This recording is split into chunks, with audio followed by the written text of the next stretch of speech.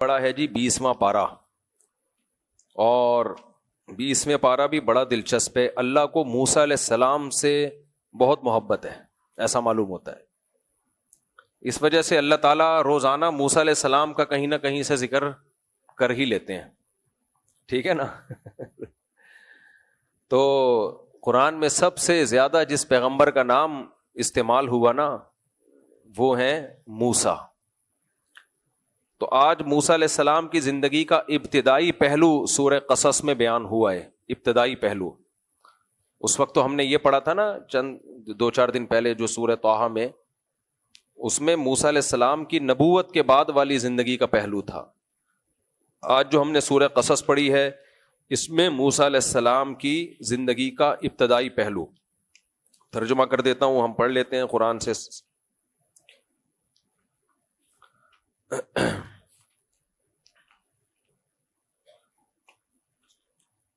19واں کھول کے بڑھا وہ، ہاں، فرمایا نتلو علیک من نبأ موسیٰ وفرعون بالحق لقوم یؤمنون، آؤ ہم تمہیں سناتے ہیں موسیٰ اور فرعون کا واقعہ حق کے ساتھ ان لوگوں کے لیے جو ہماری باتوں پہ یقین کرتے ہیں۔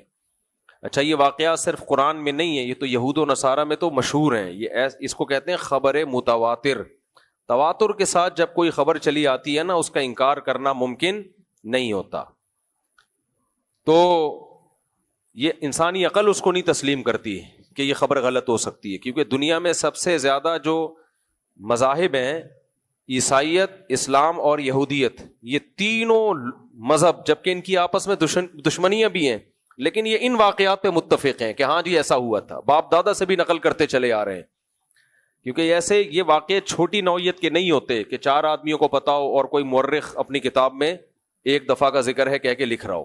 ایسے بڑے بڑے واقعات سینہ بسینہ چلتے ہیں، تو ان کو جھوٹا نہیں قرار دیا جا سکتا۔ ان کو کوئی جھوٹا قرار دیتا ہے تو وہ خود جھوٹا بن جاتا ہے۔ ورلڈ ٹریڈ سینٹر تباہ ہوا، یہ کوئی ایسا نہیں ہے کہ 4 آدمی بیان کریں گے۔ قائد اعظم نے پاکستان بنایا، کوئی کہ قائد اعظم ہی کوئی شخصیت ہی نہیں تھے، تو بھائی سینہ بسینہ یہ چیزیں چلی آ رہی ہیں۔ انڈیا پاکستان پہلے ایک تھے، کوئی کہ نہیں یہ تاریخی حقیقت نہیں ہے، پاکستان 500 سال پہلے وجود میں آیا۔ تو ایسی کتنی رپورٹ کوئی پیش کرے گا نا، اس کی رپورٹ اٹھا کے بکری کو کھلا دی جائے گی، بھائی بس کر، اس کو یہ کہا جائے گا بس کر دے۔ اسی طرح یہ بھی ذہن میں رکھو، یہ جو انسان کا چاند پہ پہنچنا ہے نا، کچھ آج کل آ رہے ہیں اسکالرز کے چاند واند پہ نہیں گیا، ڈرامے بازی امریکہ کی، یہ بھی ایسا نہیں ہے، یہ بھی خبر متواتر ہے۔ جب امریکہ چاند پہ گیا تھا تو ساری دنیا نے دیکھا تھا، ساری دنیا نے اس کی تصدیق کی تھی، جاپان نے مانا، اور رشیا، یہ حالانکہ یہ سب ملک ایک دوسرے کے دشمن ہیں۔ تو اب ایسے چند بے وقوف اٹھتے ہیں جو اخباروں میں تحقیقات کے نام سے رسالے شائع کرتے ہیں، اور ہم جیسے بے وقوف لوگ ان کو دیکھ کے متاثر ہوتے ہیں، یار ریسرچ لایا ہے۔ تو ایسی جتنی بھی ریسرچز ہیں، جو ریسرچ ہوتی ہیں، وہ کس کو کھلا دیا کرو؟ بکری کو۔ ہمارے پاس بکری ہے تو مجھے لا کے دے دیا کرو، میں اس کو کھلا دوں گا، تھوڑا گھاس پھوس کا خرچہ بچ جائے گا۔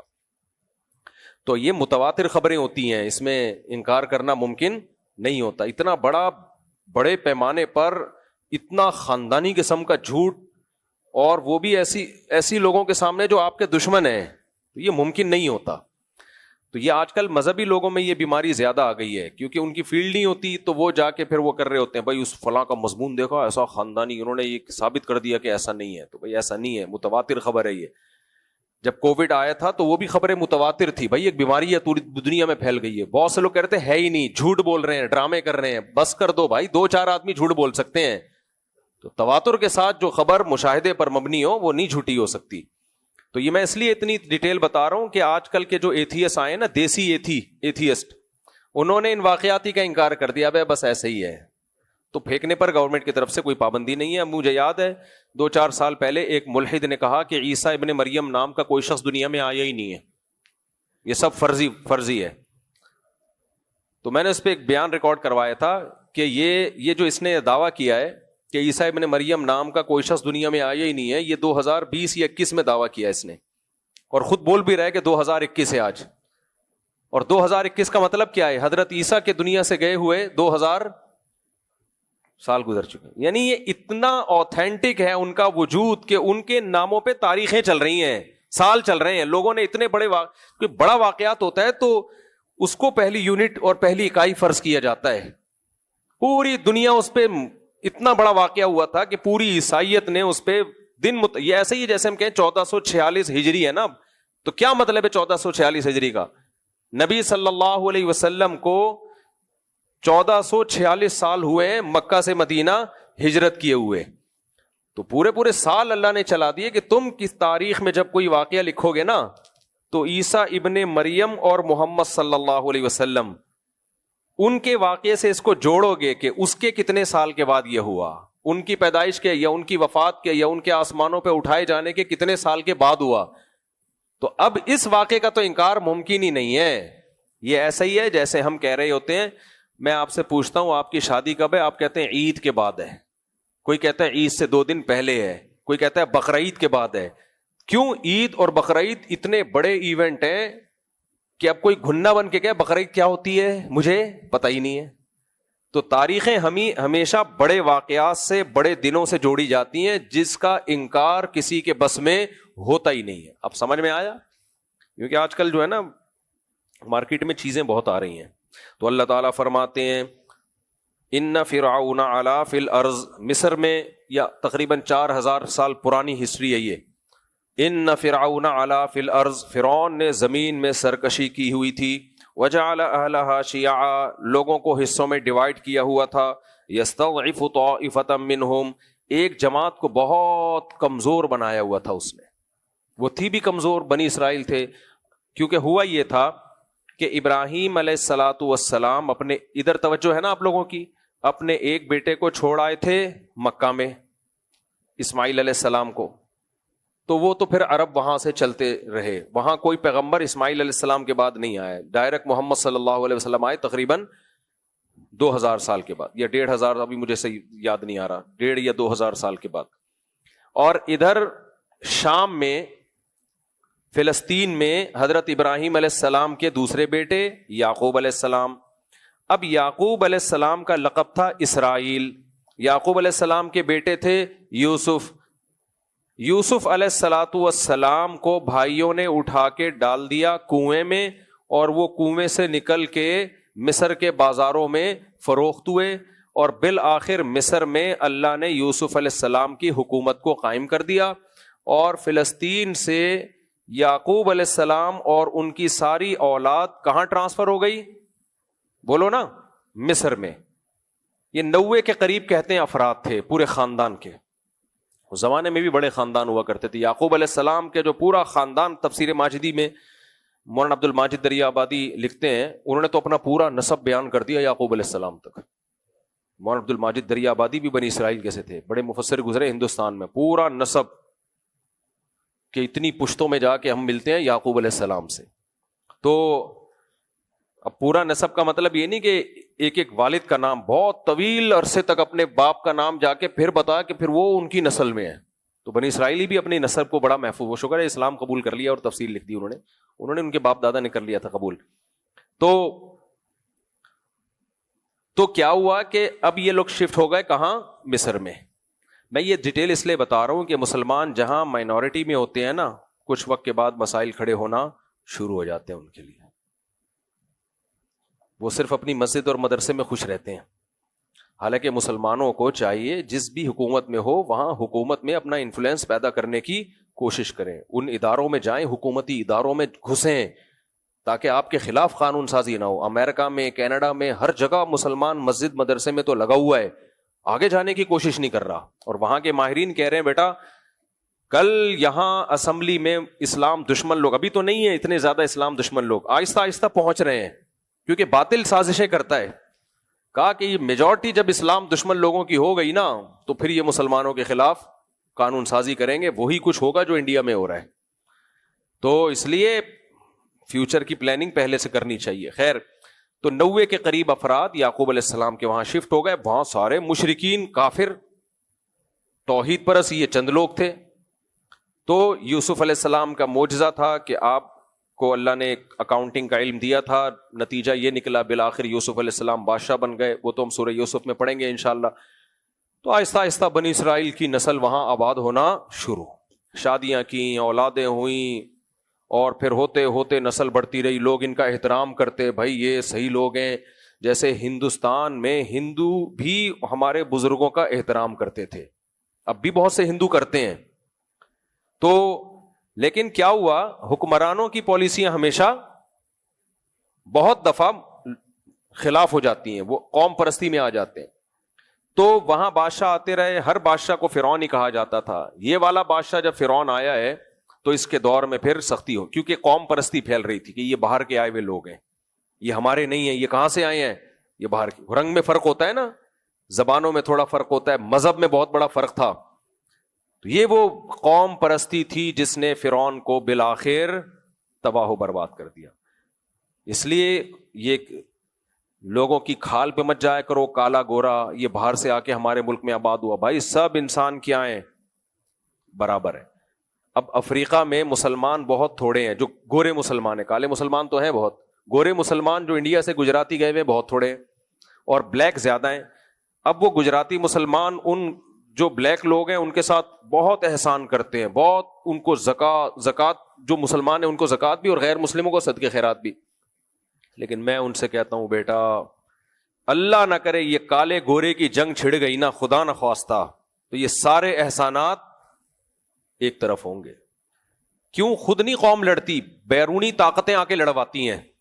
جب بیرونی طاقتیں دیکھتی ہیں نا کوئی ملک اسٹیبل ہو رہا ہے, اور یہ بیرونی طاقتیں پتہ ہے نا وہ جو تہذیب کے ٹھیکیدار ہیں جن کو ہم صبح شام سلوٹ کرتے ہیں کہ ان جیسا دنیا میں کوئی بھی نہیں ہے, یہ والی طاقتیں پھر دیکھتی ہیں کہ یہ ملک بہت اسٹیبل ہو رہا ہے اور ان کے ہاں سونے کے ذخائر اور گیس پٹرول سب کچھ نکل رہا ہے, تو ان کو لڑوایا کیسے جا سکتا ہے.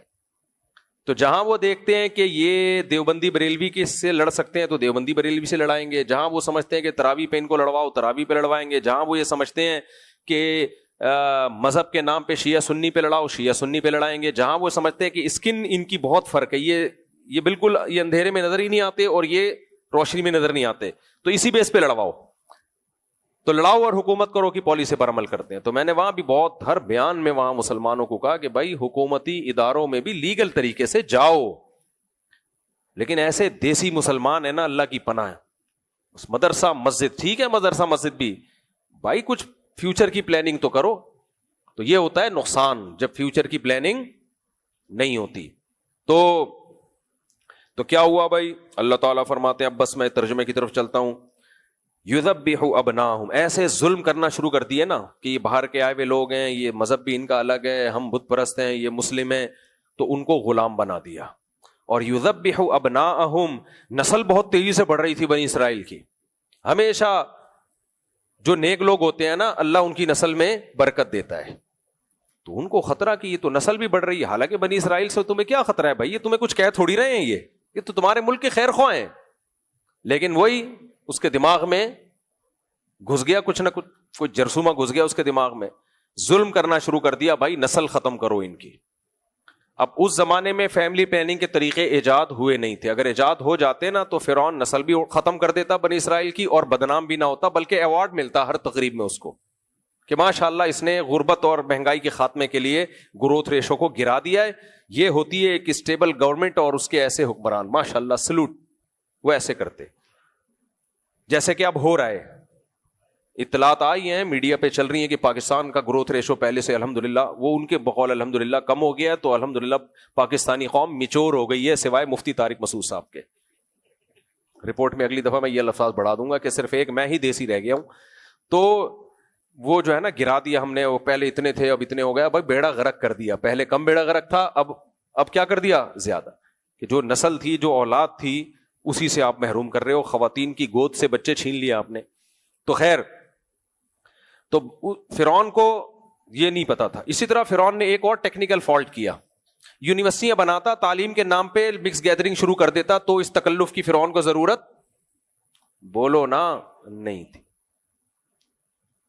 دو کام کر لیتا, فیملی پلاننگ, وہاں کی جو حکیم عورتیں تھیں ان کو بھیجتا, جو ڈاکٹر تھیں جو بھی اس زمانے میں, خواتین کو جا کے سمجھاتا بچے دو ہی اچھے ورنہ تمہاری صحت کا بیڑا غرق ہو جائے گا, تم بچہ پیدا کرنے کی مشین نہیں ہو, یہ سمجھاتا. اور مفت میں دوائیں بانٹتا, تھوڑا سا خرچہ آتا, لیکن یہ اتنی مخالفت سے بچ جاتا. دوسرا کام کیا کرتا, یونیورسٹیاں بناتا, تعلیم کے نام پہ لڑکے لڑکیوں میں مس گیدرنگ شروع کر دیتا, تو بنی اسرائیل کا ویسے ہی بیڑا غرق ہو، گرل فرینڈ بوائے فرینڈ گدے گھوڑوں والی زندگی شروع ہو جاتی ہے ان کی. جب قوم کا ہی بیڑا غرق ہو گیا تو پھر ایسی قوم میں اللہ پیغمبر نہیں بھیجتے. پیغمبر بھی اللہ ان میں بھیجتے ہیں اس قوم کی قیادت کے لیے جس میں ایمان کی کچھ رمق باقی ہو، اس کو نجات دلانے کے. ہاں بالکل جو خراب قوم ہے جیسے لوط علیہ السلام کی قوم کی طرف اللہ نے لوط علیہ السلام کے بھیجا، وہ تو تباہ و برباد کرنے کے لیے.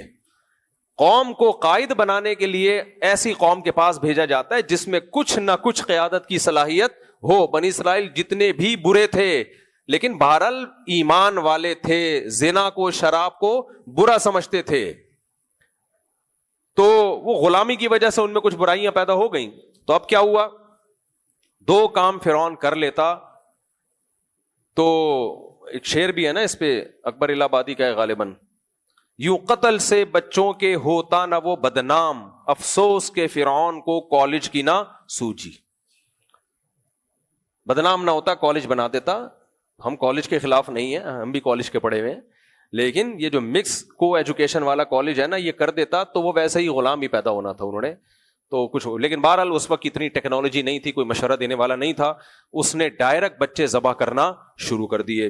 اللہ فرماتے ہیں وَيَسْتَحْيِي نِسَاءَهُمْ، عورتوں کو زندہ باقی رکھتا تھا.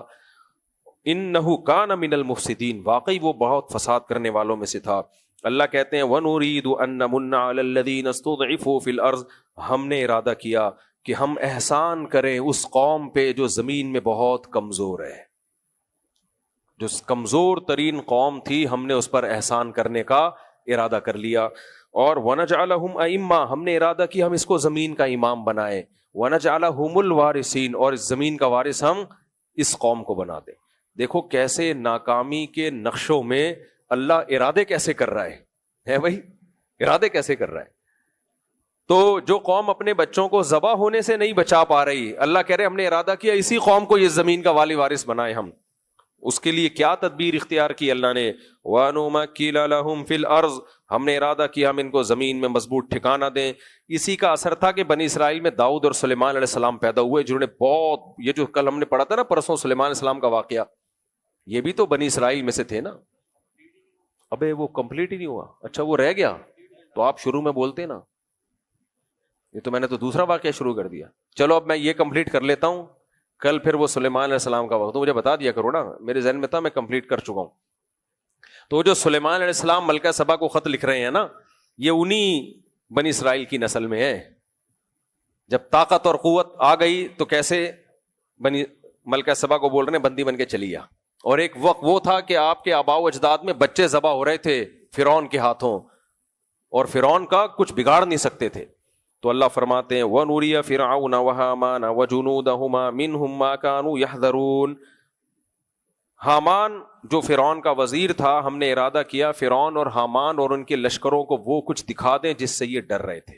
کیونکہ ان کو یہ تھا، کہتے ہیں کہ فرعون کو خواب آیا تھا، نجومی نے کچھ نہیں بتایا تھا، نجومی کچھ کسی کا باپ بھی نہیں بتا سکتا نجومی. تو خواب آیا تھا کہ اس کو یہ تھا کہ اس میں کوئی ایسا بچہ پیدا ہوگا جو میری حکومت کا خاتمہ کرے گا. تو اللہ فرماتے ہیں وَأَوْحَيْنَا إِلَىٰ أُمِّ مُوسَىٰ، جب موسیٰ علیہ السلام کی ولادت ہوئی تو ہم نے موسیٰ کے ماں کو وحی کی ان ارضعیہ، کہ اس بچے کو تو دودھ پلاتی رہے. فَإِذَا خِفْتِ عَلَيْهِ، جب تجھے ڈر ہونا کہ فرعونیوں کو پتہ چل گیا اور وہ آ کے بچہ لے کے ذبح کر دیں گے، فَأَلْقِيهِ فِي الْيَمِّ، تو اس بچے کو دریا کی موجوں کے حوالے کر دے. وَلَا تَخَافِي وَلَا تَحْزَنِي، دوسرے مقام پہ آتا ہے تابوت میں ڈال کے، اور اے موسیٰ کی ماں خوف مت کر اور غمزدہ مت ہو. اِنَّا رَادُّوهُ إِلَيْكِ، اس آیت میں ایسا وجد آتا ہے نا جو انداز ہے اللہ کا. اِنَّا رَادُّوهُ إِلَيْكِ وَجَاعِلُوهُ مِنَ الْمُرْسَلِينَ، ہم اسے تیری گود میں لوٹا کے چھوڑیں گے اور ہم اسے پیغمبر بنا کے چھوڑیں گے. یہ نہیں کہا نردہ، ہم لوٹائیں گے، رادو اس میں فاعل ہے، یہ لوٹانے والے ہیں، یہ ہوگا. اور نجعلہ من المرسلین بھی نہیں ہے، ہم اسے پیغمبر بنائیں گے. نہ جاعلو، جاعل کام کرنے والا، جاعلوہ من المرسلین، اور پیغمبروں کی فہرست میں ہم اس کو شامل کر کے چھوڑیں گے. تو یہ بچہ تیری گود میں بھی آئے گا اور پیغمبر بنے گا. یہ فَالْتَقَطَهُ آلُ فِرْعَوْنَ لِيَكُونَ لَهُمْ عَدُوًّا وَحَزَنًا. اللہ کہتے ہیں وہ صندوق چلتے چلتے فرعون کے محل میں آیا اور فرعونیوں نے اس صندوق کو اٹھایا تاکہ وہ بچہ ان کا دشمن اور غم کا ذریعہ بن جائے.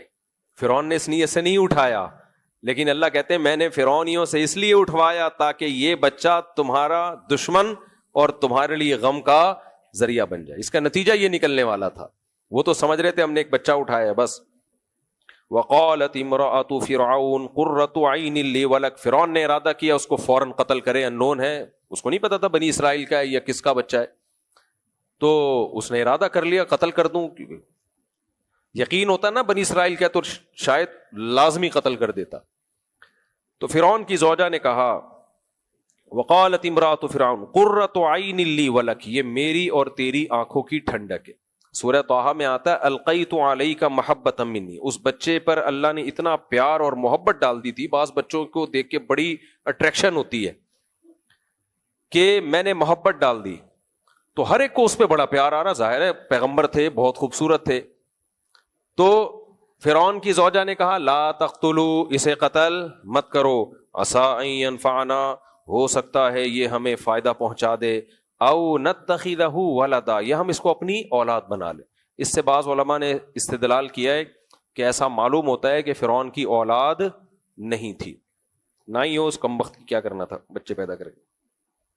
ایسے لوگوں کو فیملی پلاننگ کا مشورہ دینا چاہیے. ایک صاحب میرے پاس ہے, یہ کیا ہے یہ, میں نے کہا آپ کے لیے نہیں ہے بچے زیادہ پیدا کرو, آپ کے لیے میں نے کبھی بھی نہیں کہا. آپ بیوی بھی نہ, آپ ایسے ہی رہیں ساری زندگی, کیونکہ وہ اس پہ لکھا ہوا تھا کہ ایسے عظیم لوگ بہت کم پیدا ہوتے ہیں. یوٹیوب پہ کمنٹس بھی بڑے عجیب ہوتے.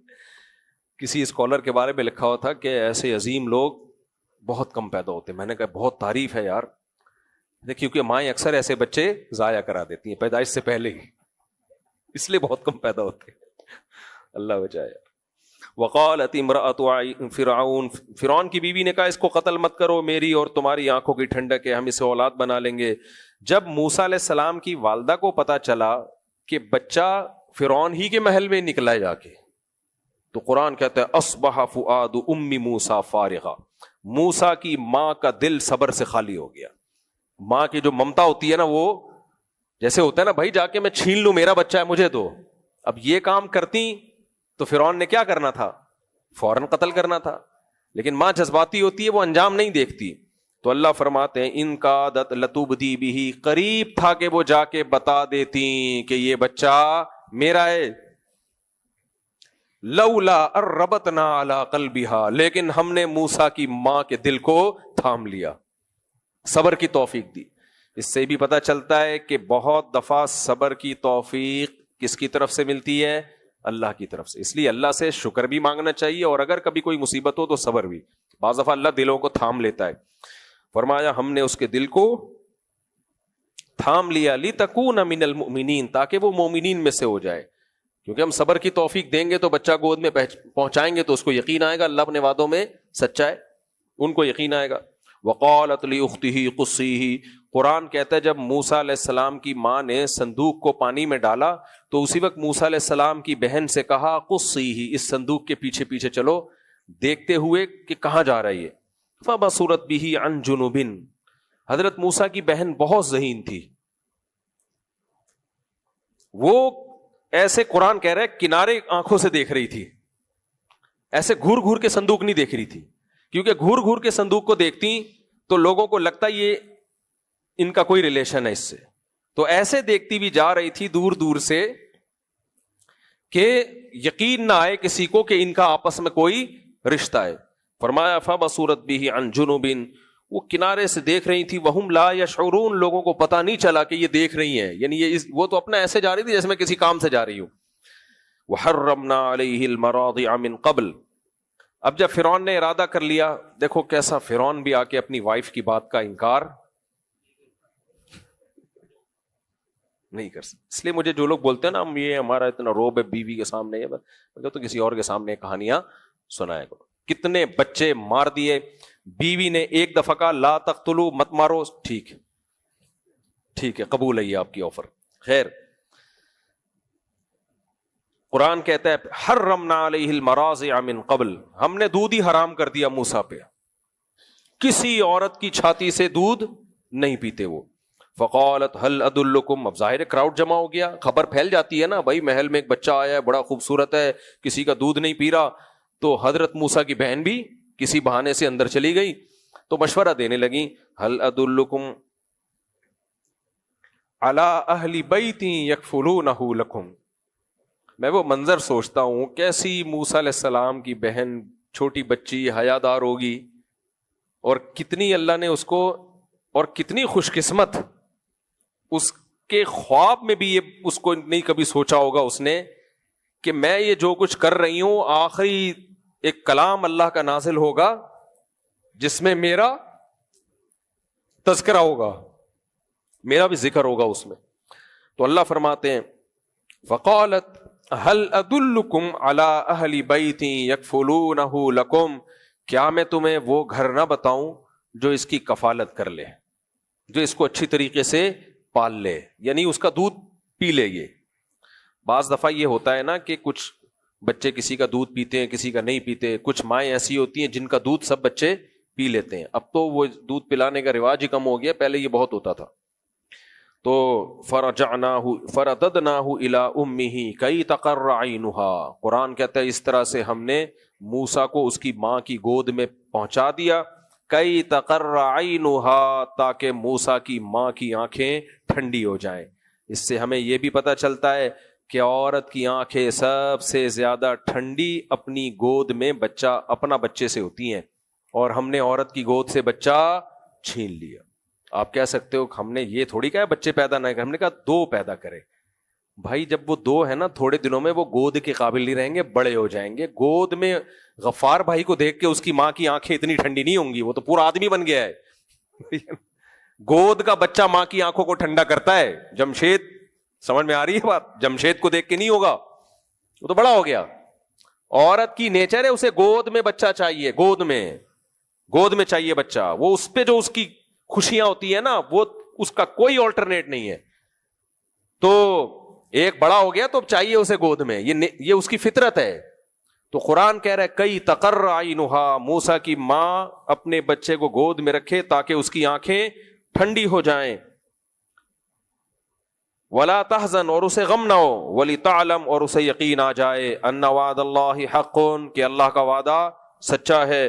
ولکن اکثر الناس لا يعلمون، لیکن اکثر لوگ اس بات کو نہیں جانتے کہ اللہ اپنے وعدوں میں سچا ہوتا ہے، تبھی اللہ پہ توکل نہیں کرتے. ولما بلغ اشدہ، موسیٰ علیہ السلام فرعون کے محل میں پلنے لگے. اس میں حکمت کیا تھی کہ موسیٰ علیہ السلام کو اللہ نے فرعون کے محل میں رکھا؟ کیونکہ دعوت کس کے سامنے دینی تھی؟ فرعونیوں کے. انسان جس علاقے میں ہوتا ہے عام طور پر، یہ کوئی قاعدہ کلیہ نہیں ہے، لیکن عام طور پر ان کی مینٹیلٹی ہی سے واقف ہوتا ہے. اسے دوسری قوم میں بھیج دیا جائے تو اس کے لیے بات کرنا مشکل. تبھی میں کسی کنٹری میں جاتا ہوں تو میں لوگوں سے پہلے وہاں کے مقامی لوگوں سے پوچھتا ہوں ان کو بولنا کیا ہے، بات کیا کرنی ہے ان کے سامنے، میں کس سلسلے میں آیا ہوں، بولنا کیا ہے ان کو، کیا یہاں کے مسائل ہیں. تو وہی لب و لہجہ اور وہی مینٹیلٹی ضروری ہے جو آپ کسی علاقے میں ہوتے ہیں. اللہ نے موسیٰ علیہ السلام کو بھیجنا ہی فرعون کے پاس تھا نا، تو پلوایا بھی وہیں فرعون کے دربار میں. تو قرآن کہتا ہے وَلَمَّا بَلَغَ أَشُدَّهُ وَاسْتَوَىٰ آتَيْنَاهُ حُكْمًا وَعِلْمًا، جب بھرپور جوانی کو پہنچے ہم نے آپ کو علم بھی عطا فرمایا اور حکمت بھی. نبوت ابھی نہیں ملی. وَكَذَلِكَ نَجْزِي الْمُحْسِنِينَ وَدَخَلَ الْمَدِينَةَ عَلَىٰ حِينِ غَفْلَةٍ مِّنْ أَهْلِهَا. آپ ہمارے بچے کہاں ہیں یار، ہمارے بچے بیان میں نہیں بیٹھتے. مولویوں کے بچے اسی وجہ سے بگڑتے ہیں، یہ ساری دنیا سن رہی ہوتی ہے، یہ نہیں سن رہے ہوتے. کہاں ہیں؟ میں نے واسع کے ذمے لگایا تھا کہ ان بچوں کو، عبداللہ ان کو بولا کہ بٹھاؤ ان کو یہاں پہ. تو مولویوں کے بچے نا اکثر تو نہیں، بہت دفعہ بگڑ جاتے ہیں. یہ سمجھتے ہیں ابے ابا ہی تو ہے. ٹھیک ہے، ابے بھائی ابا کو چھوڑو، قرآن سنا رہے ہیں ابا. ایسا ابا کہاں سے لبا. تو وہ باقی کہاں ہیں؟ ان کو بولو درس میں آ کے بیٹھو، کرکٹ کھیل رہے ہیں وہاں جا کے. تو اللہ فرماتے وَدَخَلَ الْمَدِينَةَ عَلَىٰ حِينِ غَفْلَةٍ مِّنْ أَهْلِهَا، مدینہ میں داخل ہوئے جب دوپہر کا وقت تھا، غفلت کا وقت. ہمیشہ سے نا دوپہر کے وقت میں قیلولے کا پوری دنیا میں رواج رہا ہے. یہ آ کے انگریزوں نے ختم کیا ہے. انگریز جس علاقے میں گیا ہے نا, صحت کی واٹ لگا کے آیا ہے وہاں سے. پیزے برگر پہ ہمیں کس نے لگایا؟ انگریز نے. یہ ہمارے باپ داداؤں کی خوراک. ناشتہ کس نے انٹروڈیوس کروایا؟ انگریز نے. ہم 2 وقت کھایا کرتے تھے. چائے پاپے کس نے ایجاد کی ہیں؟ انگریز نے. کافی, سگریٹ, سب کچھ انہی کا ہے. وہ کہتے ہیں کافی کسی مسلمان کی ایجاد تھی, اگر تھی بھی تھی اس نے پھیلائی نہیں تھی سوسائٹی میں, ایجاد کر کے انگریزوں کو ایک پڑیا پکڑا دی تھی اس نے کہ تم پیا کرو اس. تو یہ ساری اوٹ پٹانگ چیزیں, برگر, پیزے اور جو ہم کھا رہے ہیں, یہ سب چیزوں پہ ہمیں کس نے لگایا؟ گوروں نے لگایا. ہماری جو خوراکیں تھی بڑی صحیح ہوا کرتی تھی. خیر, تو قیلولہ ہی ختم کرا دیا جو صحت کے لیے انتہائی ضروری. تو اللہ فرماتے ہیں غفلت کے گئے, فوجد فیہا رجلان یقتتلان, وہاں جا کے 2 بندوں کو دیکھا کہ آپس میں جھگڑا ہو رہا ہے. لوگ پبلک سو رہی ہے, یہ دونوں باہر نکل کے جھگڑ رہے ہیں. ہذا من شیعتہ وہذا من عدوہ, ان میں ایک موسیٰ علیہ السلام کی قوم کا تھا بنی اسرائیل میں سے, اور ایک موسیٰ علیہ السلام کی دشمن یعنی قبطی قوم میں سے تھا, فرعونیوں میں سے تھا. فاستغاثہ الذی من شیعتہ, جو حضرت موسیٰ کی قوم میں سے تھا اس نے مدد کے لیے موسیٰ علیہ السلام کو بلایا کہ بھئی اس کے خلاف میری مدد کرو. فوکزہ موسیٰ, موسیٰ علیہ السلام نے جا کے اس فرعونی کو ایک چماٹا لگا دیا. فقضى علیہ, اس کا انا للہ و انا الیہ راجعون, کلٹی ٹھیک مر گیا وہ ایک ہی تھپڑ سے. قال ھذا من عمل الشیطان, موسیٰ علیہ السلام نے کہا یہ تو شیطان کی طرف سے کام ہو گیا, ایک انسانی جان کو میں نے قتل کر دیا, یہ تو غلطی ہو گئی مجھ سے, قتل نہیں بنتا تھا اس پہ. دیکھو پیغمبر کتنے معتدل ہوتے ہیں, حالانکہ دشمن قوم ہے, کتنے ظلم کیے ان لوگوں نے, لیکن یہ کہ بھائی ظلم اگر فرعون کر رہا ہے تو اس کی سزا یہ تھوڑی کہ جو بھی اس قوم کا آدمی ہوگا اس کو پکڑ کے ہم مارنا شروع کر دیں گے, یہ بھی نہیں کر رہے. تو انہ عدو مضل مبین, شیطان واقعی انسان کو غلط راہ پہ ڈالتا ہے. قال ربی انی ظلمت نفسی, اللہ سے دعا مانگی, اے اللہ میں نے اپنی جان پہ ظلم کیا, فاغفر لی, مجھے معاف کر دے. ایک انسانی جان کا نہ چاہتے ہوئے قتل ہو گیا. اللہ کہتے ہیں فغفر لہ, اللہ نے اسی وقت آپ کو معاف کر دیا. انہ هو الغفور الرحیم, کیونکہ اللہ معاف کرنے والا اور رحم کرنے والا ہے. قال ربی بما انعمت علی فاصبح فی المدینۃ خائفا یترقب, اب موسیٰ علیہ السلام اگلے دن صبح اٹھے تو شہر میں گھبراتے ہوئے گھوم رہے ہیں, کیونکہ ظاہر ہے انسانی لاش پڑی ہوئی, جب انکوائری ہوگی تو قاتل کون ہے, اب کوئی ثبوت تو ہے نہیں, ثبوت نہیں ہے, لیکن اس بات کا ڈر ہے کہ ایسا نہ ہو میرے بارے میں پتہ چل جائے. اب اس کا پتہ کہ موسیٰ علیہ السلام نے قتل کیا صرف کس کو معلوم تھا؟ بنی اسرائیلی کو. جو اپنی قوم کا آدمی تو اس سے خوف نہیں تھا کہ بھئی یہ تو اپنا آدمی ہے, یہ نہیں بتائے گا. آپ کہہ سکتے ہیں بھائی یہ ناحق ایک قتل ہو گیا تو بتائیں, اپنے آپ کو گورنمنٹ کے سامنے پیش کریں تاکہ جو بھی اس زمانے میں لا ہو اس پر عمل کیا جائے. وہ اس لیے نہیں کیا کہ اصولی طور پر اس میں قصاص نہیں بنتا, کیونکہ غلطی سے قتل ہوا ہے, قصاص نہیں بنتا اس میں. اور فرعون کیا کرے گا, ناحق موسیٰ علیہ السلام کو قتل کر دے گا. تو ایسے موقع پہ جب آپ کو پتا ہے میری جتنی سزا ہے اتنی نہیں ملے گی, اس سے زیادہ ملے گی, تو پھر اپنے جرم کو چھپانا جائز ہے. میرے پاس ایک آیا بہت پرانا واقعہ ہے نا, پولیس والے انکوائری کے لیے آ جائیں, بہت پرانا واقعہ ہے. ایک آدمی سے قتل ہوا تھا, تو اب وہ پریشان تھا, تو مجھے کہنے لگا کہ میں کیا کروں. میں نے کہا بھائی آپ جاؤ ان کے حوالے اپنے آپ کو پیش کرو, لیکن اس میں مسئلہ, میں نے کہا تھانے جاؤ. کہتے لیکن تھانے میں کیا ہوگا, لمبی جیل. حالانکہ اس کا جو جرم تھا وہ یہ تھا کہ دیت دے دے وہ, یعنی دیت بنتی ہے شرعی لحاظ سے. اب وہ دیت کے لیے اگر جاتا ہے مقتول کے وارث کے پاس کہ میں دیت دینا چاہتا ہوں, تو وارث فوراً پکڑ کے اندر کر دیں گے اس کو, بے قاتل آ گیا ابا کا ہمارے, وہ جان کر نہیں مارا تھا اس نے. تو ایسے موقع پہ پھر قانون کا کو نہیں بتایا جا سکتا, کیونکہ قانون پھر بعض دفعہ زیادتی کرتا ہے, یا جو مقتول کے وارثین ہیں وہ زیادتی پہ آ جاتے ہیں, جتنا حق بنتا ہے اتنا نہیں لیتے. تو میں نے پھر اس کو یہ ترکیب بتائی, میں نے کہا دیکھو مقتول کی جو دیت بنتی ہے اس کے وارثین تلاش کرو, 2-4 وارث اس کے ہیں, تو ان وارثین کو اتنے پیسے کسی بہانے سے لوٹا دو آپ, ہدیے کے نام پہ, گفٹ پہ نام پہ, کسی بھی طریقے سے, تو جب اللہ گنجائش دے. تو یہ ہیلے بتائے جاتے ہیں کیونکہ جتنی سزا بنتی ہے اس سے زیادہ نہ ملے. تو موسیٰ علیہ السلام سے اگر ناحق قتل ہوا تھا, یہ قتل خطا ہے, تو اس میں یا تو دیت ہوگی یا معافی ہوگی, مقتول کے وارثین معاف کر دیں. اس زمانے کا قانون کیا تھا ہمیں معلوم نہیں ہے, تو اس لیے شرعی قانون دیت والا وہ اس زمانے میں تھا یا نہیں تھا یہ بھی ہمیں معلوم نہیں. تو موسیٰ علیہ السلام کے پاس اس کے علاوہ کوئی آپشن نہیں تھا کہ اپنے آپ کو چھپا دیں. تو اس لیے قرآن کہتا ہے کہ فَأَصْبَحَ فِي الْمَدِينَةِ خَائِفًا يَتَرَقَّبُ. صبح حضرت موسیٰ علیہ السلام چھپتے پھر رہے ہیں, یعنی احتیاط سے جا رہے ہیں کہ وہی مجھے میرے بارے میں بتا نہ دے. فَإِذَا الَّذِي اسْتَنصَرَهُ بِالْأَمْسِ يَسْتَصْرِخُهُ. کل جس کا پھٹا ہوا تھا نا وہ دوبارہ موسیٰ علیہ السلام کو پکار رہا ہے, نئے آدمی سے جھگڑ رہا ہے. قرآن کہتا ہے فَلَمَّا أَرَادَ أَن يَبْطِشَ بِالَّذِي هُوَ عَدُوٌّ لَهُمَا. موسیٰ علیہ السلام نے ارادہ کیا دوبارہ اس فرعونی کو پکڑیں, کیونکہ یہ لوگ ظلم کرتے تھے. ارادہ یہی تھا اپنی قوم کے آدمی کو بچانے کا, کیونکہ وہ مظلوم تھا. لیکن حضرت موسیٰ نے سوچا کہ اس کو میں تنبیہ تو کر دوں نا پہلے ایک دفعہ, کہ تو روز ہی جھگڑتا رہتا ہے. تو اس تنبیہ کی نیت سے موسیٰ علیہ السلام نے اس کو کہا کہ انک لغوی مبین, تو کھلا گمراہ آدمی ہے, روز پھڈے کرتا ہے. بھائی پتا تو ہے کہ غلطی اس کی نہیں ہے, فرعون ہی تنگ کر رہا ہے, لیکن تو نے بھی تو کچھ کیا ہوگا نا جا کے, تیرے سے ہی کیوں جھگڑا ہو رہا ہے روزانہ. اس تنبیہ سے موسیٰ علیہ السلام نے اس کو بول دیا تو بڑا نالائق آدمی ہے. تو وہ اب موسیٰ علیہ السلام فرعونی کو پکڑنے کے لیے بڑے ہیں, وہ ڈر گیا بنی اسرائیلی. اس نے بولا, اس کا خیال ہوا کہ لگتا ہے آج یہ تھپڑ کس کو پڑے گا, مجھے پڑے گا. تو وہ بے صبرا, اس نے فوراً چیخ دیا. جب موسیٰ علیہ السلام اسپیڈ سے رفتار سے آگے بڑھے نا اس فرعونی کو پکڑنے کے لیے, تو یہ بنی اسرائیلی ڈر گیا کہ لگتا ہے کہ آج اگر اس کے لگایا تو ایک آدھ میرے بھی لگے گا. تو فوراً ڈر گیا, کہنے لگا یا موسیٰ اترید ان تقتلنی کما قتلت نفسا بالامس. اے موسیٰ تو مجھے قتل کرنا چاہتا ہے جیسے تو نے کل ایک بندہ قتل کیا. وہ بات کیا ہو گئی, لیک آؤٹ. اس سے دیکھو یہ کام تو اس سے کس نے کروایا, شیطان نے. بے صبر آدمی, موسیٰ علیہ السلام کے راز کو تو کم بخت فاش کر رہا ہے. اپنے قوم کے آدمی کو جو تیری مدد کر رہے تھے تو سائڈ پہ لے جا کے کچھ بات کر لیتا. کتنی بڑی غلطی کی نہیں کی, لیکن یہ غلطی موسیٰ علیہ السلام کے لیے کیا بنی, بہت بڑی رحمت. اللہ ان کو مدین لے گیا, وہاں نکاح کرا کے پھر پیغمبر بنا کے اللہ لایا. اس سے ہمیں یہ بھی پتہ چلتا ہے ایک آدمی بعض دفعہ ظلم کر رہا ہوتا ہے, گناہ کر رہا ہوتا ہے, غلط کر رہا ہوتا ہے, لیکن اس کی غلطی دوسرے کے لیے رحمت بن رہی ہوتی ہے.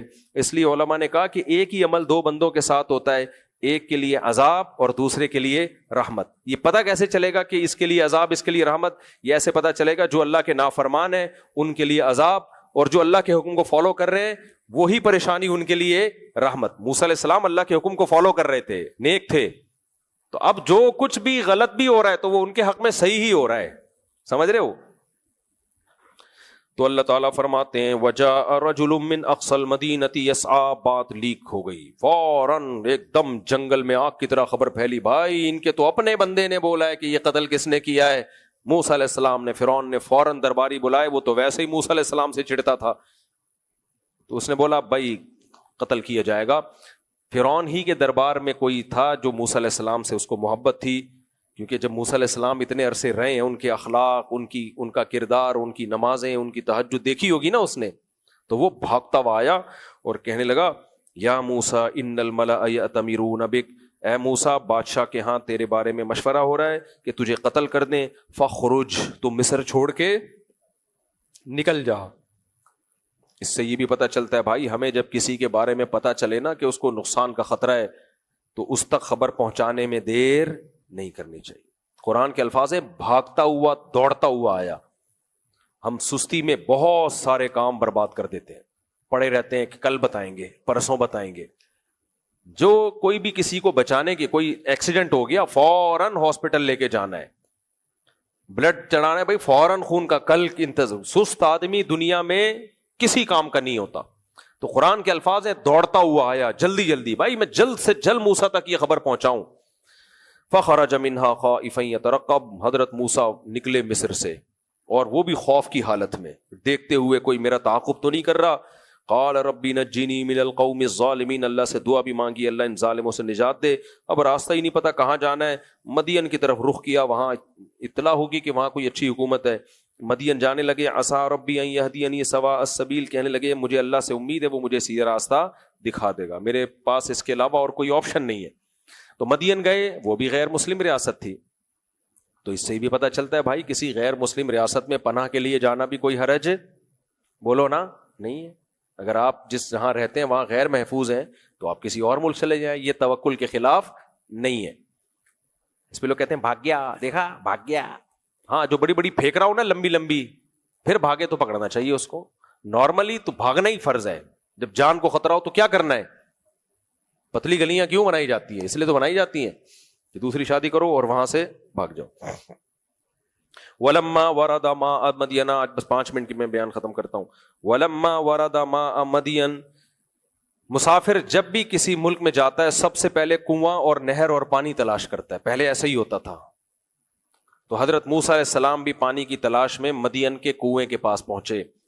وجد علیہ امۃ من الناس یسقون، بہت سارے لوگوں کو دیکھا وہ ڈول سے پانی نکال کے اپنے جانوروں کو پلا رہے ہیں یا خود پی رہے ہیں.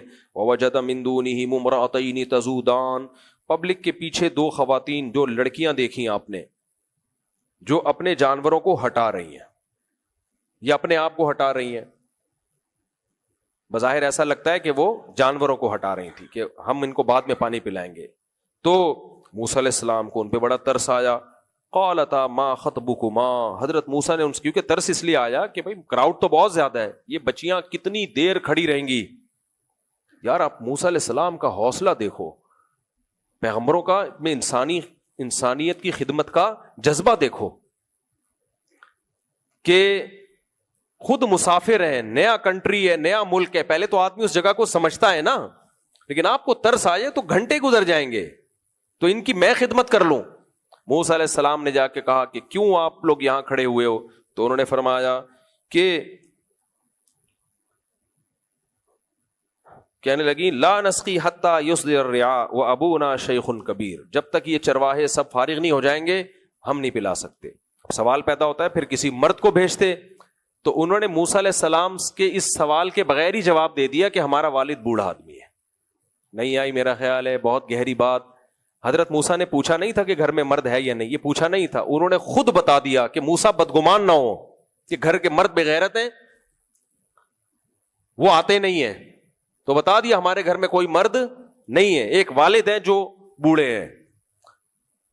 اس سے کس قدر واضح ترغیب ہے کہ عورت گھر کی 4 دیواری، گھر کے باہر کے کام کس کے ذمے ہیں؟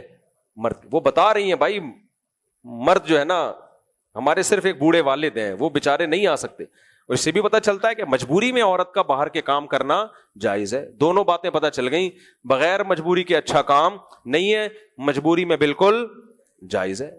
دونوں چیزیں ثابت ہو گئیں اس سے. ہمارا سیکولر لبرل طبقہ کہتا ہے کہ بغیر مجبوری کے بھی فرض ہے اور مجبوری میں بھی فرض ہے. وہ جائز بھی نہیں کہتا. فرض نکلو گھر سے باہر، گھر کی 4 دیواری میں مت بیٹھو، یہ مردوں نے تمہیں گھروں میں رکھا ہوا ہے، نکلو باہر کی دنیا بہت بڑی ہے، جاؤ دفع ہو گھروں سے. تو مرد بھی گھر سے باہر، عورت بھی گھر سے باہر. وہ گھر ہے یا ہوٹل ہے؟ وہ رات کو دونوں کی ملاقات ہوگی کہ اس سلسلے میں ہم دونوں حاضر ہوئے. ٹھیک ہے نا؟ تو گھر ہوتا ہے کہ گھر میں گھر والی تو ہو نا. صحیح ہے نا؟ اچھا میرے بھائی آگے چلتے ہیں، جلدی بس 2-4 منٹ میں اس کو میں پھر باقی جو واقعہ رہ جائے گا کل کروں گا. تو فسقا لہما، موسیٰ علیہ السلام نے ان دونوں کو پانی پلایا. ثم تولی الی الظل، وہ دونوں گھر چلی گئیں. اب موسیٰ علیہ السلام کے دل میں ایک خیال آیا. موسیٰ علیہ السلام نے اس نیت سے نہیں پلایا تھا، ان کی خدمت صرف کس کے لیے کی؟ اللہ کے لیے. لیکن ایک مسافر کو ٹھکانا تو چاہیے ہوتا ہے نا، کچھ روٹی پانی کا انتظام ہو، کوئی ملازمت ہو. حضرت موسیٰ کے دل میں خیال آیا کہ میں نے جب ان کی خدمت کی ہے، اور یہ ہیں بھی غیرت مند لوگ، کیونکہ ان کے والد نے مجبوری میں بھیجا ان کو، اس کا مطلب ان کے گھر کے مرد گھر کے باہر نہیں ہوتے، تو خاندانی لوگ لگ رہے ہیں. تو خاندانی لوگوں کی جب کوئی خدمت کی جائے تو روٹی پانی کا پوچھتے ہیں. وہ یہ دل میں خیال آیا موسیٰ علیہ السلام کہ شاید کوئی میرے لیے بھی روٹی پانی کا انتظام ہو جائے. یہ خیال آنا بری بات نہیں ہے، تو انسان ہے نا، مسافر ہے بھائی. لیکن یہ بات انہوں نے ان کے سامنے نہیں کی کہ میں نے پانی تو پلا دیا ہے، اب گھر جا کے تھوڑا سا ابا سے کہنا کہ. تو اس سے کیا میسج جاتا کہ اصل اس لیے پلایا، اصل میں یہ پلانے کا مقصد ہی یہ تھا کہ کچھ پیسے چاہیے. تو یہ غلط بات ہو جاتی پھر. تو کیسا استغنا پیغمبروں کی طبیعت میں، اور جن کی طبیعت میں استغنا ہوتا ہے ان کے لیے پھر روٹی پانی کا انتظام نہیں ہوتا، ملازمت بھی مل گئی، شادی کا انتظام بھی ہو گیا. اس لیے کہتے ہیں لالچ سے تھوڑا آتا ہے ذلت کے ساتھ، استغنا کے ساتھ زیادہ آتا ہے عزت کے ساتھ. تو مانگو نہیں کسی سے کچھ بھی. تو وہ چلی گئی. وہ تو موسیٰ علیہ السلام کے دل میں خیال آیا کہ شاید کچھ انتظام ہو جائے. تو ان سے نہیں کہا لیکن اللہ سے ہمیں اپنی حاجت کو ظاہر کرنا چاہیے. قرآن کہتا ہے چھاؤں میں آئے درخت کے نیچے, چھاؤں میں آ کے اللہ سے دعا مانگنے لگے, ربی انی لما انزلت الی من خیر فقیر, اے اللہ اگر تو نے میرے لیے کچھ خیر کا ارادہ کر لیا ہے تو میں اس کا محتاج ہوں, کر لے.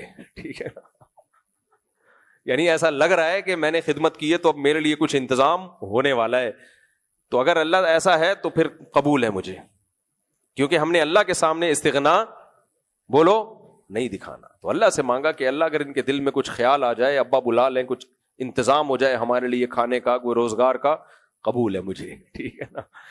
تو آج ہمارے یہاں لوگ بہت فنٹر بن رہے ہوتے ہیں, نہیں ہم تو اللہ پہ توکل کریں گے. بھائی اللہ پہ توکل یہ اعتدال ہے, اس کو توکل کہتے ہیں جو موسیٰ علیہ السلام نے سکھایا.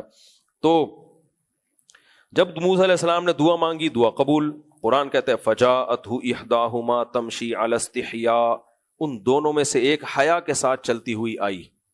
قرآن اس کی حیا کو بھی ہائی لائٹ کر رہا ہے, حالانکہ اس واقعے میں حیا کو ہائی لائٹ کرنے کی کوئی ضرورت ہے نہیں, لیکن بتا رہا ہے کہ خاندانی لوگ, ان کی عورتیں کیسی ہوتی ہیں. آج بولڈ ہونا اور بالکل بدتمیز ہونا اس کو بڑا کمال سمجھا جاتا ہے کہ یہ سوسائٹی میں بہت اچھا کردار ادا کر سکتی ہے, کیونکہ ایک نمبر کی بدتمیز ہے الحمدللہ. تو یہ شرمیلی ہے, کسی کام کی نہیں. وہ ایک آدمی نے, یوٹیوبر نے بیوی کو طلاق دی نا کہ وہ حیا والی ہے, شرم والی ہے. وہ نہیں ایک مشہور یوٹیوبر جس کے خلاف میں نے کلپ ریکارڈ کروایا کہ میری بیوی بہت ہی شرمیلی اور ہم مجھے ایسی نہیں چاہیے, مجھے کوئی ایکٹر ٹائپ کی چاہیے, اور چھوڑ دیا, اور پھر اس کے خلاف آ کے بیان بھی دے رہا ہے. تو اس کو ملے گی اب انشاءاللہ کوئی ماڈرن ملے گی جو اس کو طبیعت سے بجائے گی انشاءاللہ. صلو علی الحبیب. جو خوبی تھی بیوی کی اس کو خامی کے طور پہ بیان کر رہا ہے. خیر, تو اللہ تعالیٰ قرآن میں کہتے ہیں فجاءتہ احداہما, وہ پی کے آئے گی جب اس کو ملے گی نا, اب اتنی ماڈرن ہوگی, 2 بوتلیں چڑھا کے آئے گی. اب وہ پھر دیکھ تیرا کیا ہوگا کالیا, تیرا ہوتا کیا ہے. فجاءتہ, ہاں کہنے لگی ان ابی یدعوکا, واقعی خاندانی تھی, کہ میرے ابا آپ کو بلا رہے ہیں, لیجزیک اجر ما سقیت لنا, آپ نے ہماری خدمت کی ہے, میرے ابا اس کی اجرت دینا چاہتے ہیں. دیکھو دونوں طرف خاندانی سیٹ اپ چل رہا ہے کہ نہیں چل رہا. ایک طرف موسیٰ علیہ السلام کا جذبہ, خدمت بھی کر رہے ہیں, لالچ بھی نہیں کر رہے, لیکن اللہ سے امیدیں لگا رہے ہیں, دعائیں بھی مانگ رہے ہیں. اور ایک طرف یہ چلی جاتی, ابا کہتے چلو آج جلدی آ گئی, کیسے بیٹا کس نے خدمت کی؟ وہ ابا کوئی تھے آئے ہوئے تھے مسافر, انہوں نے خدمت کی. ابا کہتے چلو ہو گئی نا خدمت, ٹھیک ہے آرام سے بیٹھ. ابا بھی خاندانی, بھائی ہم فری کی خدمت نہیں لیتے, کوئی بغیر لالچ کے ہماری خدمت کرے تو ہم اس کا معاوضہ دیتے ہیں, یہ ہماری پرمپرا ہے. خاندانی لوگ کیا کرتے ہیں, کسی سے مانگتے نہیں, اور دوسری طرف اگر خاندانی ہوگا تو بغیر مانگے دے گا. وہ کیا کرے گا, وہ بغیر مانگے دے گا. وہ بولے گا آپ نہیں مانگتے, یہ آپ کی عزت ہے, ہم بغیر مانگے دیتے ہیں, یہ ہماری عزت ہے. فجاءتہ, ہاں اللہ فرماتے ہیں لیجزیک اجر ما سقیت لنا. اب موسیٰ علیہ السلام چلے گئے, اب یہ نہیں کہا نہیں مجھے پیسے نہیں چاہیے. بھائی اب اللہ کی طرف سے بغیر لالچ کے ایک چیز آ رہی ہے تو اب آپ اس کو قبول کریں. اللہ تعالیٰ مدد تو کرتا ہے مسافروں کی بھی, لیکن کوئی نہ کوئی اسباب تو بناتا ہے نا. یہ اب زیادہ ضرورت سے زیادہ استغنا, یہ تکبر ہو جاتا کہ نہیں مجھے کوئی مدد نہیں چاہیے, میں کوئی پیسے ویسے نہیں لوں گا, بس جاؤ میں نے تو آپ کی فی سبیل اللہ خدمت کی ہے. بھائی آپ کا بھی تو کوئی انتظام, آپ کیا کھاؤ گے پھر اگلے ٹائم پہ, کہاں ٹھہرو گے آپ؟ اس لیے موسیٰ علیہ السلام نے کہا چلو اللہ کی طرف سے انتظام ہو رہا ہے, چلتے ہیں. چلے گئے موسیٰ علیہ الصلوۃ والسلام. یہ کتنا بیلنس ہے یا نہیں؟ آج ہمارے سوسائٹی میں یہ بیلنس یا تو لالچی بن جاتے ہیں یا استغنا ایسا کہ تکبر فرعون بن جاتے ہیں. تو قال ان, ہاں فلما جاءہ, موسیٰ علیہ السلام جب آئے, وقص علیہ القصص, اور اپنا پورا واقعہ سنایا. انہوں نے پوچھا کہ کہاں سے آئے ہو, کون ہو. خاندانی لوگ یہ بھی کرتے ہیں, کسی مسافر کو دیکھتے ہیں, اب تو سفر اتنا آسان ہو گیا نا, تو انہوں نے بتایا کہ ایسے ایسے ایسے میرے ساتھ واقعات ہوئے. تو انہوں نے فرمایا خوف مت کرو, نجوت من القوم الظالمین, اللہ نے تمہیں ظالموں سے نجات دے دی ہے. تو قال انی, قالت احداہما یا ابت استرجع. وقت ہو گیا کافی, یہ انشاءاللہ ہم کل پڑھیں گے, یا مکمل کر لیں 5 منٹ میں اس کو, مکمل کر لیں جلدی سے. قالت احداہما یا ابت استاجرہ, دونوں میں سے ایک کہنے لگی اے ابا اس کو آپ اجرت پہ ملازم رکھ لیں, کیونکہ گھر کے 20 کام ہوتے ہیں, گھر میں کوئی مرد ہے نہیں, ان کو آپ ملازم رکھ لیں. کیوں؟ ان خیر من استاجرت القوی الامین. جس کو بھی ملازمت کے لیے رکھا جائے ان میں 2 کوالٹی کا ہونا ضروری ہے. ایک طاقتور ہو, دوسرا امانت دار ہو. افریقہ میں تھا تو وہاں ہمارے ایک دوست نے بتایا کہ جتنا خطرہ ہمیں یہاں ماسیوں سے ہے نا اتنا چوروں سے نہیں. کہتے ہیں یہ جو ماسی ہے نا ہماری گھر میں صفائی کے دوران اتنی چوریاں کرتی ہیں, کبھی ایسا نہیں ہوا کہ واپسی پہ کم سے کم 2 ٹماٹر جیب سے نہ نکلے ہوں ان کے. جو ہاتھ میں آئے گا نا گھر سے لے جائیں گے. تو میں نے کہا پھر ملازمت میں رکھی بھی کیوں ہے؟ کہتے ہیں ہم کیلکولیشن کرتے ہیں کہ اتنی تنخواہ ہے اور اتنا غریبی میں یہ ٹماٹر آلو پیاز چوری کر کے لے کے جائے گی, تو چلو پھر بھی کیا ہے, ٹھیک ہے ہم برداشت کر رہے ہیں. ملازم کا ایماندار ہونا بہت ضروری. وہی کھا جاتا ہے, لاکر توڑ کے کھا جائے گا, کام کرے گا نہیں ٹائم پہ, تنخواہیں دبا کے لے رہا ہوگا. سیٹ صاحب آئیں گے تو ایسے بیٹھ جائے گا جیسے صبح سے یہی پسینے بہانا شروع کر دے گا, ویسے پڑا ہوا ہوگا دکان پہ. آپ دیکھ لو نا, ملازمین کو پالنا آسان تھوڑی ہے. تو اگر امانت دار نیک ملازم مل جائے تو اس سے بڑی کوئی نعمت نہیں ہے. اور صرف نیک ہونا بھی کافی نہیں ہے, صحت مند بھی تو ہو. ایسا ملازم آپ نے رکھ لیا کہ اس کے علاج پہ ہی اتنا خرچہ آ رہا ہے, کبھی اس کی کمر میں درد ہے, کبھی گھٹنا خراب ہے, کبھی سر میں درد ہے, کبھی ناک میں درد ہے, کبھی کچھ ہے کبھی کچھ ہے. آدمی کہتا ہے بھائی جان چھوڑے یار. تو ان بچیوں میں سے ایک نے کیا کہا کہ ابا آپ ان کو ملازمت کے طور پر رکھ لیں کیونکہ یہ طاقتور بھی ہیں اور امانت دار. اب سوال پیدا ہوتا ہے ان بچیوں کو پتا کیسے چل گیا موسیٰ علیہ السلام نیک بھی ہیں اور طاقتور بھی؟ طاقت کا پتا ایسے چلا, حضرت موسیٰ نے جو ڈول نکالا ہے نا ایسی طاقت اور پاور کے ساتھ, وہ جو باقی لوگ نکالتے تھے نا, علماء کہتے ہیں وہ چی چی کی آوازیں آتی تھی, ای کھینچ رہے ہوتے تھے, بڑے بڑے ڈول تھے. موسیٰ علیہ السلام گئے, ایسے ڈول نکالا انہوں نے اور لا کے ان کو پانی پلا دیا. تو وہ تو دیکھ نہیں تھی نا اپنی آنکھوں سے, کہ بھائی یہ تو بہت طاقتور ہیں. اور دوسرا امانت کا اندازہ ایسے ہوا کہ اس پورے ٹائم میں کہیں کوئی غیر ضروری نامحرم لڑکیوں سے بات کرنا تو دور کی بات, نظر بھی اٹھا کے نہیں دیکھا. آج دیکھ لو خواتین بتاتی ہیں ہمارا ہاتھ بھی کھل جائے نا ذرا سا تو مرد ٹھرکی ہاتھ کو دیکھنا شروع کر دیتے ہیں. ابے انٹرنیٹ پر کیا کچھ تمہیں نظر نہیں آ رہا. آپ دیکھ لو یہاں سے کوئی انٹی گزرے نا, ہاتھ تھوڑا سا گورا چٹا ہو تو ٹھرکیوں کو دیکھو گھر تک اس ہاتھ کو دیکھتے ہوئے نکل جائیں گے گھر تک. پوری نظریں نا ایک گلی سے شروع کرتے ہیں دوسری گلی تک. بھائی چھوڑو یار, کیوں اپنے آپ کو ٹینشن دے رہے ہو؟ اور برقے والیوں میں زیادہ یہ ہوتا ہے, باقی جو پوری نظر آ رہی ہو تو دیکھ نہیں, برقے والی میں ہے کہ یار باقی تو نظر نہیں آ رہا تو انگلیاں دیکھیں کیسی ہیں اس کی. تو یہ کیا ہے, خیانت ہے یار. کیوں؟ جب کوئی اپنے باڈی کو نہیں دکھانا چاہ رہی ہے, ویسے تو جو دکھانا چاہ رہی ہے اس کو بھی دیکھنا حرام ہے, لیکن جو چھپانا چاہ رہی ہے اس کو دیکھنا تو اور زیادہ بری حرکت ہے. تو ان بچیوں نے دیکھا کہ اس پورے سفر میں آنے جانے میں ایک بار بھی موسیٰ علیہ السلام نے نگاہ اٹھا کے ہماری طرف نہیں دیکھا. ایسی خاندانی شرافت کہاں مارکیٹ میں.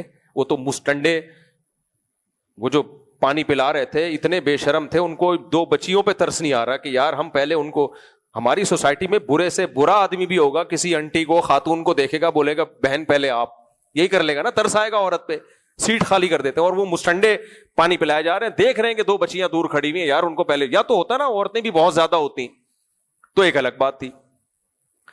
تو ان کو اندازہ ہو گیا بھائی یہ بہت نیک ہے, تو ایسا نیک آدمی اگر ملازمت پہ ہو زبردست. تو ان کے ابا نے کیا کہا, ان کے ابا نے سوچا داماد میں بھی یہی 2 کوالٹی ہونی چاہیے. دیکھو باپ جو غیرت مند ہوتا ہے اسے ہر وقت اپنی بیٹی کے لیے اچھے رشتے کی تلاش. اچھے کا کیا مطلب؟ صحت مند ہو اور نیک ہو. باقی دیکھ رہے تھے جس مسئلہ بے روزگاری کا تھا تو وہ تو میرے پاس ہی روزگار مل جائے گا. ان کو روزگار کون دے دے گا؟ وہ تو میں دے دوں گا. اب آپ نہ اپنے داماد کو روزگار دینا, روزگار بھی کھا جائے گا, بچی بھی کھا جائے گا آپ کی. یہ ہر ایک پہ اپلائی نہیں ہوتا یہ, لیکن اگر داماد اچھا ہے تو بھائی اس کو روزگار دلا دو. ہوتا نہیں ہے نا, وہ سسر کے روزگار کو کھا کے ہڑپ کر دیتا ہے. تو موسیٰ علیہ السلام, ان بچی کے والد نے فوراً کہا, ان کو تو فکر تھی نا بیٹی جوان ہو گئی ہے تو ہمیں اس کے لیے رشتہ بھی کرنا ہے, تو بھائی یہ صحت مند بھی ہے اور ماشاءاللہ روزگار کا ہم ابھی انتظام کر لیتے ہیں ان کے لیے. تو کیا کہا انی ارید ان انکحک احدی ابنتی ہاتین، اے موسیٰ میں چاہتا ہوں میری ان دو بیٹیوں میں سے ایک کا آپ سے نکاح کر دوں. بظاہر ایسا لگتا ہے کہ ان کی نیت یہ تھی کہ ان دونوں میں جس سے آپ کہیں تو ان دونوں میں سے ایک سے آپ کا میں نکاح کر دوں. الا ان تأجرنی 8 حجج، بشرطے کہ آپ 10 سال میرے پاس بکریاں چرائیں، 8 سال میرے پاس بکریاں چرائیں. پہلے زمانے میں مہر یہ جائز تھا، یہ مہر جائز تھا. اب ہماری شریعت میں اللہ نے مال کو مہر قرار دیا، مال اب پیسہ ہونا ضروری ہے. تو اور وہ بیوی ہی کا حق ہے، اللہ نے اس شریعت میں بیوی کا حق ہے کہ وہ مہر بیوی کو دیا جائے گا. تو آپ 10 سال بکریاں چرائیں، 8 سال. فَإِنْ أَتْمَمْتَ عَشْرًا، اگر 10 پورے کر دیے تو یہ آپ کی طرف سے. موسیٰ علیہ السلام نے کوئی نہیں آتا کہ استخارے کا، پہلے میں جاتا ہوں، میں 4 مہینے استخارہ نکالوں گا اور پھر میں دیکھوں گا اگر نیلا آ رہا ہے تو کر لوں گا، پیلا آ رہا ہے تو نہیں کروں. ذائچہ نکالوں گا، دیکھوں گا پتھر ملتا ہے کہ نہیں ملتا. یہ سب جہالت کی باتیں. استخارہ جو سنت ہے وہ الگ چیز ہے، اس کا میں منکر ہو ہی نہیں سکتا. یہ جو آج کل استخاروں کے نام پہ ڈرامے ہو رہے ہیں، یہ وہ والا استخارہ نہیں ہے جو نبی نے سکھایا ہے. تو موسیٰ علیہ السلام نے فوراً پیشکش قبول کر لی. ذالک بینی، کیسے سادگی سے کام ہو جاتے ہیں نا. ذالک بینی و بینک، یہ میرے اور آپ کے درمیان ایگریمنٹ. ہمارے حضرت نے بھی اپنی بیٹی کی شادی ایسے ہی کی. ایک نوجوان آتے تھے حضرت کی مجلس میں، بڑے نیک تھے، بھائی سلیم. اب تو حضرت کے داماد ہیں، بوڑھے ہو گئے، سفید داڑھی ہو گئی. تو وہ اپنا واقعہ بتاتے ہیں، کہتے ہیں میں نے اتنے رشتے تلاش کیے، حضرت بھی میرے لیے رشتے تلاش کر رہے تھے، تو کوئی دیندار لڑکی نہیں ملتی تھی. تو ایک دن حضرت کو میں نے بولا بھائی وہ بھی دیندار نہیں، میں بہت پریشان ہوں. حضرت ان کو جانتے تھے پہلے سے. تو حضرت نے فرمایا تو ٹھیک ہے پھر میں اپنی بیٹی کا آپ سے نکاح کر دیتا ہوں. تو ان کے تو پاؤں سے زمین نکل گئی. کہا کہ آپ اپنے گھر والوں کو بھیجیں، دیکھ لے وہ. تو حضرت کی بیٹی کا کون انکار کرتا بھائی. تو پھر وہ آئے ایک دن، حضرت نے فرمایا، ایک کسی کا نکاح حضرت پڑھا رہے تھے، کسی اور کا نکاح تھا. حضرت نے فرمایا سلیم کہاں ہے؟ وہ آگے نوجوان تھے اس وقت. فرمایا چلو آپ کا بھی شروع کرتا ہوں نکاح میں، ٹھیک ہے نا. تو اپنی بچی کا نام لے کے، حالانکہ اس دن ان کی شادی نہیں تھی کسی اور کی. فرمایا جب آپ کی بھی ہونی تو ہے نا، تو ابھی کر لیتے ہیں. کہ چلو ابھی نکاح پڑھا دیا. تو ہو گیا ان کا نکاح، ماشاءاللہ ہنسی خوشی زندگی، ساری زندگی گزاری. میری ایک شادی بھی اسی طرح ہوئی ہے. اب آپ لوگ کو اب رو گے آپ لوگ بیٹھ کے کیا. میری بھی ایک دفعہ شادی اس طرح سے ہوئی کہ بات ہماری طے ہو گئی. میں گیا بات طے کرنے کے لیے. میرے ساتھ مسجد کمیٹی کے صدر تھے طارق بھائی، وہ تھے، اور 2-4 لوگ اور تھے. ابھی ہم بات کرنے گئے تھے تو صدر میں تھے، علماء کا خاندان تھا. ہم جا کے بیٹھے تو جو ہوتا ہے نا، یعنی ابھی اس سے پہلے ہاں ہوئی نہیں تھی، گئے تھے بات کرنے کے لیے کہ یہ رشتہ ہوتا ہے کہ نہیں ہوتا. میں نے پیغام بھیجا تھا تو وہاں گئے، مجھے بٹھایا، انٹرویو لیا، اور بھائی کتنی تنخواہ ہے، کیا کم. وہ جانتے تو مجھے تھے پہلے سے. تو بہرحال ہاں ہو گئی. چلو بھائی ٹھیک ہے، اب شادی کب ہوگی تو اس پہ ہم مشورہ کرتے ہیں. تو وہاں ایک انہی کے خاندان کے کوئی مولانا بیٹھے ہوئے تھے. انہوں نے کہا مشورہ کیا کرنا ہے یار، پسند ہے نا، بس کرنی ہے نا، یہ تو طے ہو گیا نا، بندہ ٹھیک ہے. ہاں جی بندہ ٹھیک ہے. وہ بولا چلو پھر ابھی نکاح پڑھاتے ہیں. ختم. میں بالکل ڈریس میں، میرے کوئی رشتہ دار بھی ساتھ میں نہیں. انہوں نے کہا آ جائیں گے رشتہ دار، کیا ہے مسئلہ. تو میں نے کہا چلو ٹھیک ہے. ہمیں بھی کہتے پھر وہ عالم تھے، انہوں نے کہا جب ہم لوگوں کو اتنا بتاتے ہیں نکاح سادگی سے کرو تو خود کر لیں یار. اب اس میں کیا ہے، 2 مہینے بعد شادی ہوگی، 6 مہینے بعد شادی ہوگی، بسم اللہ کرو یار، نکاح پڑھاؤ. میں نے کہا قبول ہے. ہم تو اسی سلسلے میں حاضر ہوئے تھے. ہم کس سلسلے میں حاضر ہوئے تھے؟ ہم تو حاضر ہی اکثر بہت دفعہ اس سلسلے میں حاضر ہو چکے ہیں مختلف جگہوں پہ. تو انہوں نے کیا کیا، 2-4 ان کی کے قریب لوگوں کو بلایا. اتفاق سے مدنی مسجد کے امام تھے مولانا عزیز، وہ کہیں قریب میں ہی گھوم رہے تھے. اچھا، ان سے میری پہلے بہت بحث ہو چکی تھی دوسری شادی کے ٹاپک پہ، بہت دفعہ کہ دوسری شادی کرنی چاہیے. مدنی مسجد کے امام تھے وہ. بہت دفعہ میری بحث ہوئی. وہ کہتے تھے نہیں اس میں یہ خرابی، اس میں یہ خرابی. میں نے کہا کرنی چاہیے. جہاں میری شادی ہوئی وہ میری زوجہ انہی کی بھتیجی لگتی تھی. سمجھ رہے ہیں؟ ان کو نہیں پتا تھا، ان کو تو یہ تھا کہ ان سے میرا مناظرہ چل رہا ہے. تو خیر جو میرے کیا کہتے ہیں وہ زوجہ کے بھائی کو، برادر نسبتی، انہوں نے ان کو فون کیا کہ بھائی وہ آ جائیں، آپ قریب میں ہی ہیں تو آ جائیں، ایک نکاح ہے. کہ چلو میں آ جاتا ہوں. کس کا نکاح ہے؟ آپ آ جائیں. جیسے ہی آئے مجھے دیکھا, ابے تو یہاں پہنچ گیا, ہماری بھتیجی سے شادی کر رہے یار.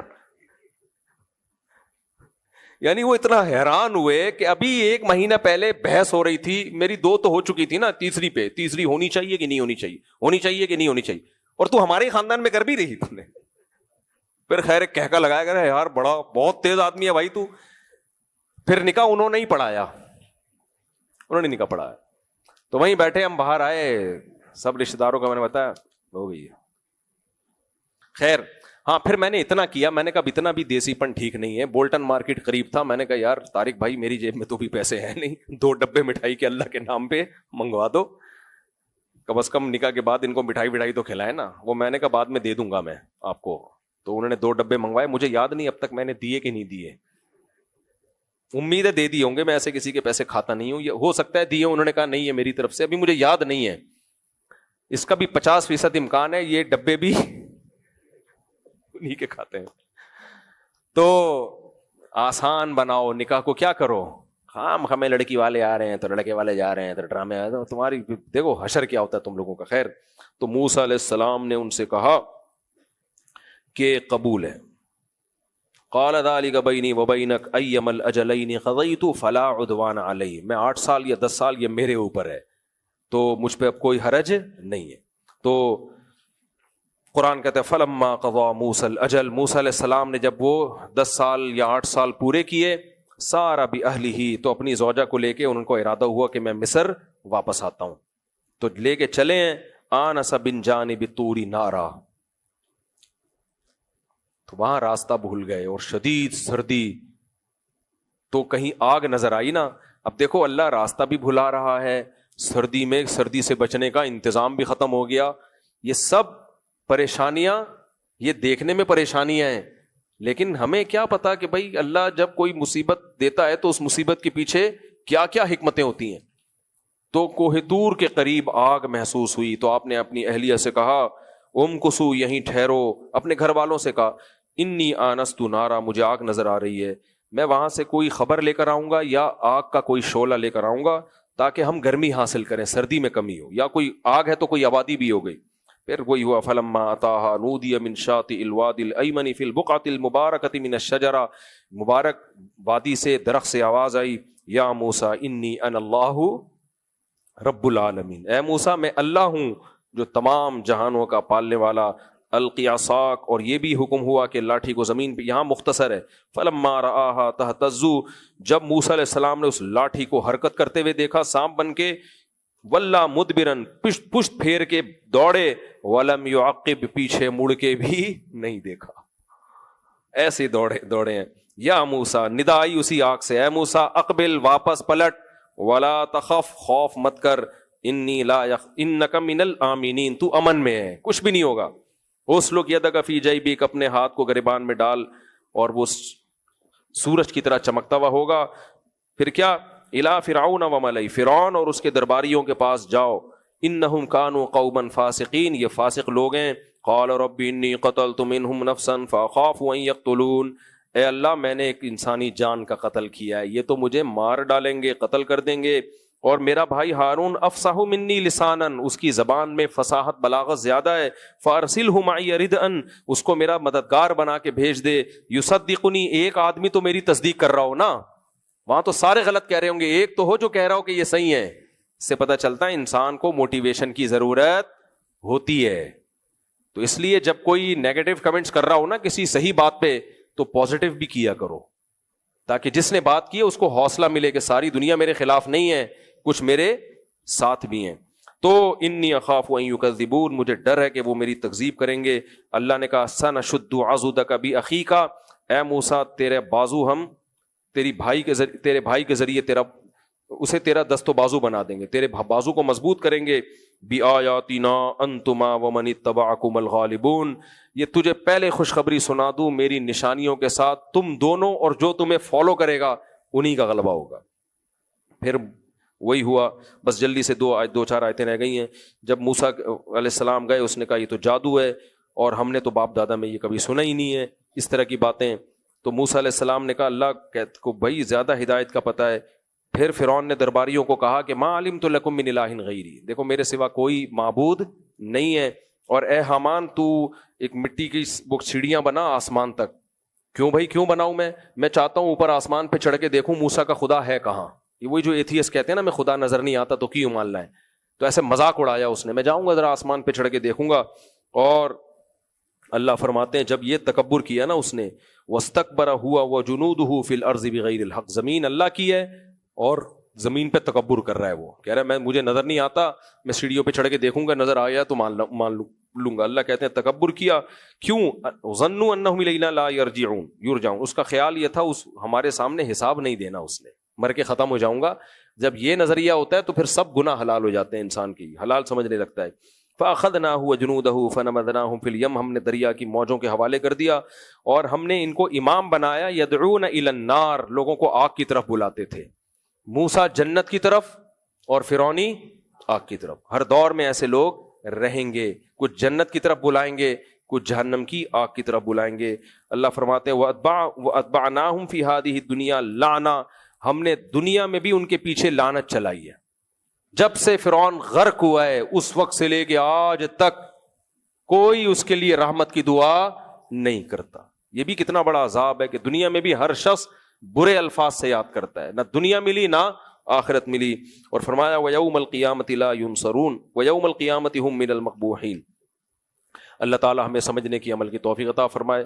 وما علینا الا رمضان کی برکتیں چھا گئی، علم و حکمت ہر ایک سمت پھیلا گئی.